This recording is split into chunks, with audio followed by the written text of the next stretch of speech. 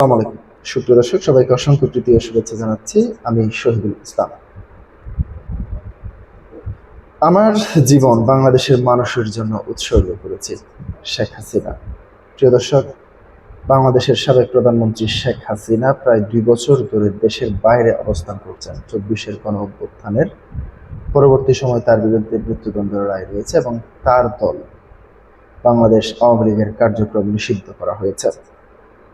গত মঙ্গলবার 30 জুন দেশ জুড়ে নিষেধাজ্ঞার মধ্যে আওয়ামী লীগ তাদের ৭৭তম প্রতিষ্ঠাবার্ষিকী পালন করে। এ সময় কঠোর নিরাপত্তার মধ্যে কার্যক্রম নিষিদ্ধ দলটির বহু নেতাকর্মীকে গ্রেপ্তার করা হয়েছে। এই পরিস্থিতিতে ভারতীয় গণমাধ্যম এনডিটিভিকে দেওয়া এক বিশেষ সাক্ষাৎকারে ভারতের পলাতক শেখ হাসিনা বলেছেন, আমি এই বছরের দেশে ফিরব। তিনি আরো বলেন, আমি আমার জীবন বাংলাদেশের মানুষের জন্য উৎসর্গ করেছি। আমার পরিবারের সদস্যদের সঙ্গে স্বাভাবিক যোগাযোগ রয়েছে, কিন্তু আমার মন পড়ে আছে বাংলাদেশে। বিশেষ সাক্ষাৎকারে প্রশ্নগুলো তুলে ধরা হলো। প্রশ্ন: আপনি একাধিকবার ইঙ্গিত দিয়েছেন এবং আপনার সমর্থকরাও আশাবাদী যে আপনি শীঘ্রই বাংলাদেশে ফিরবেন। এমনকি দলের কয়েকজন নেতা বলেছেন আপনি এই বছরের মধ্যে বাংলাদেশে ফিরতে পারেন, কিন্তু আপনার বিরুদ্ধে মৃত্যুদণ্ড রায় রয়েছে। এই পরিস্থিতিতে এটি কতটুকু সম্ভব? শেখ হাসিনা: আমার দেশ ফেরা ব্যক্তিগত উচ্চাকাঙ্ক্ষার কোনো বিষয় নয়, এটি বাংলাদেশের মানুষের রাজনৈতিক অধিকার, গণতন্ত্র পুনঃপ্রতিষ্ঠা, আইনের শাসন এবং আমাদের মহান মুক্তিযুদ্ধের চেতনা পুনরুদ্ধারের সঙ্গে সম্পর্কিত। আমি ক্ষমতার জন্য রাজনীতি করি না, আমি রাজনীতি করি বাংলাদেশের মানুষের কল্যাণের জন্য এবং জাতির পিতা বঙ্গবন্ধু শেখ মুজিবুর রহমানের স্বপ্নের সোনার বাংলা গড়ে তোলার জন্য। আমার বিরুদ্ধে যে রায় দেওয়া হয়েছে তা ন্যায় বিচার নয়, এটি একটি অবৈধ, অসাংবিধানিক এবং রাজনৈতিক উদ্দেশ্য প্রণোদিত প্রক্রিয়ার অংশ। আওয়ামী লীগকে নেতৃত্ব শূন্য করার জন্য বাংলাদেশের বিচার ব্যবস্থাকে রাজনৈতিক প্রতিহিংসার হাতিয়ার হিসেবে ব্যবহার করা হয়েছে। অতীতেও এই ধরনের চেষ্টা হয়েছে, তখনও তারা ব্যর্থ হয়েছে, আবারও ব্যর্থ হবে। আমি মৃত্যুকে ভয় পাই না। 1975 সালে আমি আমার বাবা মা, ভাই বোন এবং পরিবারের প্রায় সবাইকে হারিয়েছি। 21শে আগস্ট গ্রেনেড হামলার মাধ্যমে আমারকে হত্যার চেষ্টা করা হয়েছিল। আমার বিরুদ্ধে অসংখ্য ষড়যন্ত্র হয়েছে, কিন্তু সব ষড়যন্ত্র ভেদ করে আমি বাংলাদেশের মানুষের পাশে দাঁড়িয়েছি। বাংলাদেশের জনগণের ভোটে আমি 5 বার প্রধানমন্ত্রী নির্বাচিত হয়েছে এবং দেশের নজিরবিহীন উন্নয়ন কাজ করেছে। আমার জীবনের প্রায় পুরো বছর জুড়েই রয়েছে বাংলাদেশের মানুষ, আওয়ামী লীগ, গণতান্ত্রিক আন্দোলন এবং দেশের উন্নয়ন। তাই আমি স্পষ্ট করে বলতে চাই, সব বাধা এবং ষড়যন্ত্র অতিক্রম করে আমি এই বছরই আমার দেশে ফিরব। প্রশ্ন: অনেকের মতে আওয়ামী লীগ আবার জনসমর্থন ফিরে পাচ্ছে। এই জনসমর্থনকে রাজনৈতিক সাফল্যের রূপ দেওয়ার মধ্যে সাংগঠনিক শক্তি কি বাংলাদেশ বর্তমানে আওয়ামী লীগের রয়েছে? শেখ হাসিনা: বাংলাদেশ আওয়ামী লীগ কোনো কাগজের সংগঠন নয়, এটি বাংলার মাটি, বাংলার মানুষ, বাংলার ইতিহাস এবং বাঙালি জাতির পরিচয়ের সঙ্গে গভীরভাবে যুক্ত। এটি রাজনৈতিক শক্তি। ৭৭ বছরের পথ চলায় আওয়ামী লীগ বহুবার হামলার শিকার হয়েছে, বহুবার রক্ত দিয়েছে, বহুবার নিষিদ্ধ হয়েছে, কিন্তু প্রতিবার জনগণের শক্তিতে আবার ঘুরে দাঁড়িয়েছে। আওয়ামী লীগের প্রত্যাবর্তন অন্য কারো ব্যর্থতা বা দুর্বলতার উপর নির্ভর করে না। জনগণের সঙ্গে নিয়ে আওয়ামী লীগ নিজের পথ তৈরি করে, জনগণের সমর্থন সবসময় আমাদের সঙ্গে ছিল। সেই শক্তি নিয়ে সরকার থেকে আমরা মানুষের উন্নয়নের নিরলস কাজ করেছি। বাংলাদেশ বিরোধী শক্তি জনগণের একটি অংশকে বিভ্রান্ত করে পরিকল্পিত ষড়যন্ত্রের মাধ্যমে আওয়ামী লীগকে ক্ষমতা থেকে সরিয়েছে, কিন্তু সব চেষ্টা করেও তারা মানুষের হৃদয় থেকে আওয়ামী লীগকে মুছে ফেলতে পারেনি। ডক্টর ইউনূসের নেতৃত্বাধীন অবৈধ, অসাংবিধানিক এবং দখলদার অন্তর্বর্তী সরকারের পর এখন সাজানো নির্বাচনের মাধ্যমে সংগঠিত বিএনপি সরকারের অধীনে মানুষ বাস্তবতা নিজেদের চোখে দেখছে। দেশের জনগণ এই নেই, আপনার শাসন নেই, নিরাপত্তা নেই, অর্থনৈতিক দুর্বল হয়ে সংখ্যালঘুরা হামলার শিকার হচ্ছে, উগ্রবাদ ছড়িয়ে পড়ছে, আওয়ামী লীগের নেতাকর্মীরা অকল্পনীয় রাষ্ট্রীয় নির্যাতনের মুখোমুখি হচ্ছেন। মানুষ তুলনা করতে জানে, তারা বোঝে আওয়ামী লীগ ক্ষমতায় থাকলে দেশের স্থিতিশীলতা, উন্নয়ন এবং মানুষের জনমনের নিরাপত্তা থাকে। সাংগঠনিক শক্তির প্রশ্ন বলতে চাই, বাংলাদেশের রাজনীতির অলিগলি আওয়ামী লীগের হাতে তালুর মতো চেনে। জাতির পিতা বঙ্গবন্ধু শেখ মুজিবুর রহমান এর নেতৃত্বে এই দল বাংলাদেশের জন্ম হয়েছে। দেশের প্রতিটি গণতান্ত্রিক আন্দোলনের নেতৃত্ব দিয়েছে আওয়ামী লীগ। জনগণের সমর্থন এবং আকাঙ্ক্ষাকে রাজনৈতিক বাস্তবতায় রূপ দেওয়ার সক্ষমতা আওয়ামী লীগের রক্তে মিশে আছে। আগুনে যেমন সোনা আরো খাঁটি হয়, তেমনি শাসকদের নিপীড়ন এবং নির্যাতনে আওয়ামী লীগের প্রতিদিন আরো শক্তিশালী করছে।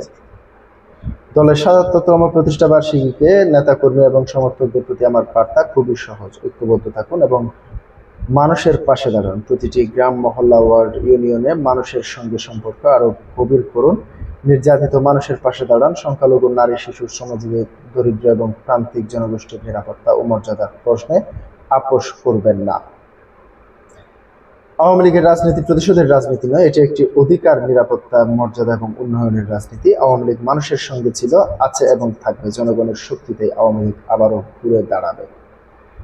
প্রশ্ন: আওয়ামী লীগের উপর নিষেধাজ্ঞা বহাল রয়েছে এবং দলের নেতাকর্মীদের বিরুদ্ধে হাজারো মামলা রয়েছে বলে খবর রয়েছে। এই পরিস্থিতিতে অদূর ভবিষ্যতে দলটির রাজনৈতিক পুনরুত্থান কতটা সম্ভব?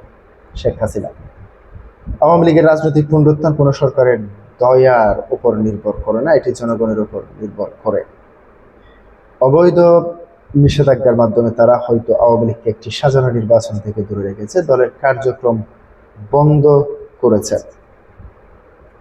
রাজনৈতিক কর্মকাণ্ড সাময়িক দমন করেছে, কিন্তু মানুষের হৃদয় থেকে আওয়ামী লীগকে মুছে ফেলতে পারেনি। সে কারণে আওয়ামী লীগ ইতিমধ্যে আবার ঘুরে দাঁড়াতে শুরু করেছে। আইন শৃঙ্খলা বাহিনীর উপর নির্যাতন, নিপীড়নের মধ্যেও দেশের বিভিন্ন জেলা, উপজেলা, ইউনিয়ন এবং এলাকায় প্রতিদিন আওয়ামী লীগের সমর্থকদের মিছিল হচ্ছে। শুধু নেতা কর্মীরাই নয়, সাধারণত মানুষ এবং স্বতঃস্ফূর্তভাবে এসব কর্মসূচিতে যোগ দিচ্ছেন। মায়েরা তাদের সন্তানদের সাহস যোগাচ্ছেন। এগুলোই আওয়ামী লীগের পুনরুজ্জাগরণের লক্ষ্য। বর্তমান সরকারের আচরণ প্রমাণ করে তারা আওয়ামী লীগের শক্তিকে ভয় পায়। সে কারণে এই প্রতিষ্ঠাবার্ষিকীর কর্মসূচি ঠেকাতে সেনাবাহিনী, বিজিবি ও পুলিশ মোতায়েন করা হয়েছে। এটি তাদের দুর্বলতার প্রমাণ। আওয়ামী লীগকে শক্তি প্রয়োগ করে দমন করা যাবে না বলে যে দল জনগণের জাগরণ সৃষ্টি করতে পারে তাকে ভয় ভীতি দেখিয়ে থামানো যায় না। ইতিহাস বলে আওয়ামী লীগ কখনো শাসকদের রক্তচক্ষুকে ভয় পায়নি, বরং সেই রক্তচক্ষু অগ্রাহ্য করে বিজয়ের পতাকা উড়িয়েছে। বাংলাদেশের সুষ্ঠু গণতান্ত্রিক পরিবেশ এবং স্থিতিশীলতা ফিরিয়ে আনতে আওয়ামী লীগের উপর অবৈধ নিষেধাজ্ঞা প্রত্যাহার করতে হবে, মিথ্যা হামলা প্রত্যাহার করতে হবে, রাজনৈতিক বন্দীদের মুক্তি দিতে হবে এবং শান্তিপূর্ণ রাজনৈতিক কর্মকাণ্ডের সুযোগ নিশ্চিত করতে হবে। কিন্তু যারা এই ক্ষমতা দখল করে আছে তারা যদি এই ন্যূনতম গণতান্ত্রিক পথ বন্ধ রাখে, তাহলে মানুষের জমে থাকা ক্ষোভ, বেদনা এবং গণতান্ত্রিক আকাঙ্ক্ষায় আওয়ামী লীগের জন্য নতুন পথ তৈরি করবে। প্রশ্ন: আপনি বলেছেন ক্ষমতাচ্যুত হওয়ার পর বাংলাদেশের তার বৈশিষ্ট্য হারিয়েছে এবং পাকিস্তানের মতো একটি মডেলের দিকে এগিয়ে গেছে। এই পরিবর্তন বলতে আপনি ঠিক কি বোঝাতে চেয়েছেন?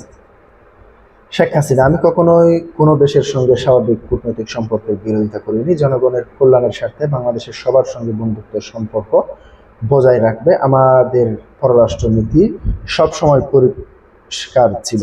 সবার সঙ্গে বন্ধুত্ব, কারোর সঙ্গে বৈরিতা নয়। তবে সেই সম্পর্ক অবশ্যই রাষ্ট্রের মৌলিক নীতি এবং মুক্তিযুদ্ধের চেতনাকে অক্ষুণ্ণ রেখে বজায় রাখতে হবে।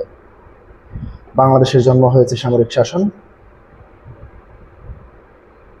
বৈষম্য, নিপীড়ন এবং সাম্প্রদায়িকতা এবং গণতন্ত্র অস্বীকারের বিরুদ্ধে সংগ্রামের মধ্য দিয়ে। জাতির পিতা বঙ্গবন্ধু শেখ মুজিবুর রহমানের নেতৃত্বে আমরা যে রাষ্ট্র গড়ে তুলেছিলাম তার ভিত্তি ছিল জাতীয়তাবাদ, গণতন্ত্র এবং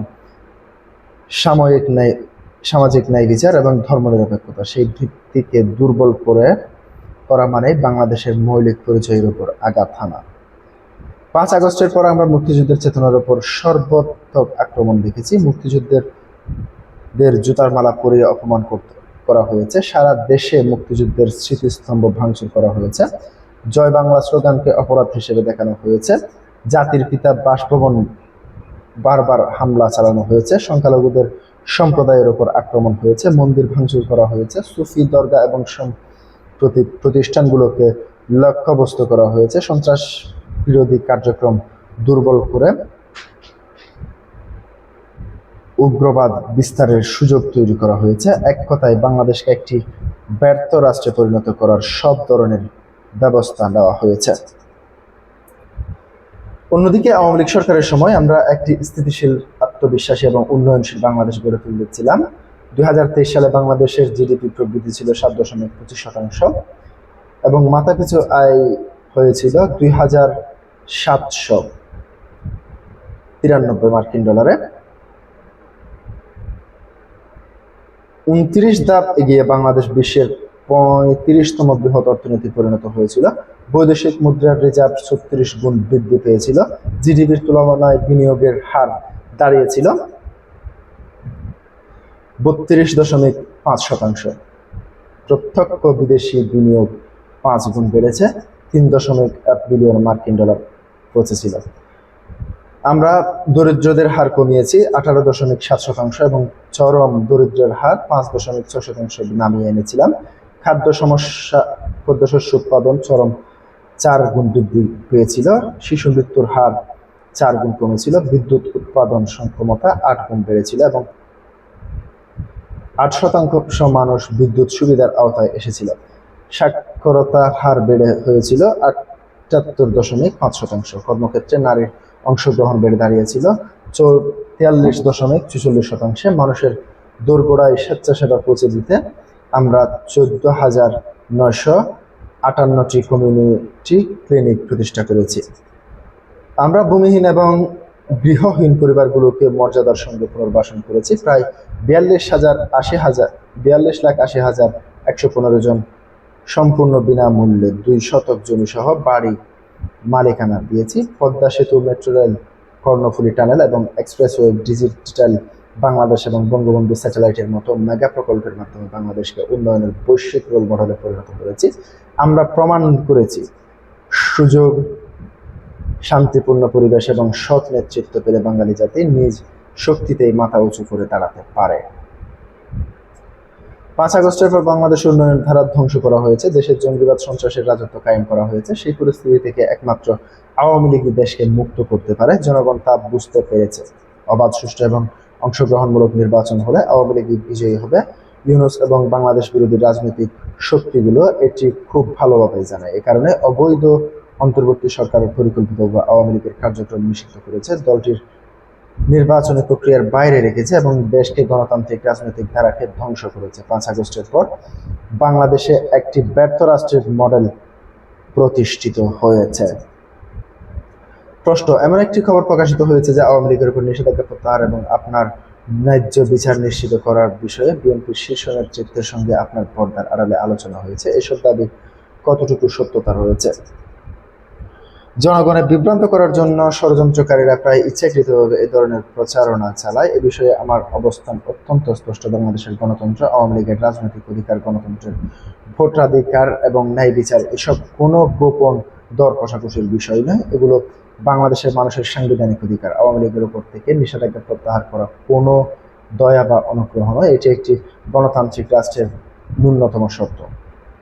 এককভাবেই ন্যায় বিচারক কোনো দাম বা করুণা নয়, এটি মানুষের মৌলিক অধিকার। কোনো নাগরিক, রাজনৈতিক নেতা এবং রাজনৈতিক দলের বিরুদ্ধে মামলা থাকলে তা অবশ্যই স্বাধীন, নিরপেক্ষ এবং আইনসম্মত বিচার প্রক্রিয়ার মাধ্যমে পরিচালিত হতে হবে। রাজনৈতিক নির্দেশনা পরিচালিত ট্রাইব্যুনাল, সাজানো মামলা, ভয়ভীতি দেখিয়ে আদায় করা সাক্ষ্য কিংবা বিচার বিভাগের ওপর চাপ সৃষ্টি করে কখনো ন্যায় বিচার নিশ্চিত করা যায় না।